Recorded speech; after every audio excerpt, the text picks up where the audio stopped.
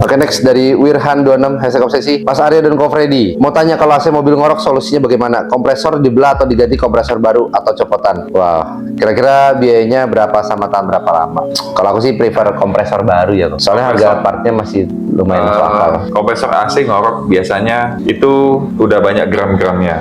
Oke. Kompresor AC pun ada dua, ada yang piston, ada yang rotary. Ada yang bisa diperbaiki, ada yang nggak bisa. Kalau sudah banyak gram, kompresor udah jebol, tanda-tandanya bunyi ngorok. Kalau kita ganti kompresor, jangan lupa ganti dryer. Itu yang nyaring dryer ganti. Ada juga beberapa mobil yang harus ganti kondensor ikut. Oh iya, karena gram-gramnya udah banyak. banyak ya. Oh. Kita ganti kompresor atau mau diperbaiki kalau bisa diperbaiki. Tapi item tadi nggak diganti, kayak kondensor, dryer tuh filter silika.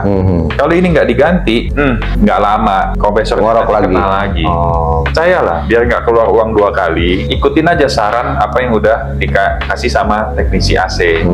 Harus di flashing juga, dikuras jalur AC-nya semua, dibersihin. Baru lu ganti kompresor baru atau diperbaiki segala macam lah. Dryer ganti, ada yang kondensor ikut ganti.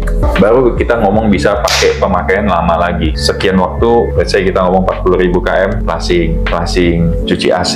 Itu penting. Nah, jadi kompresornya awet sekian tahun lagi gitu. Dibanding kita servis, entah cuma awet setahun, entah berapa bulan, iya. tergantung hasil servisannya.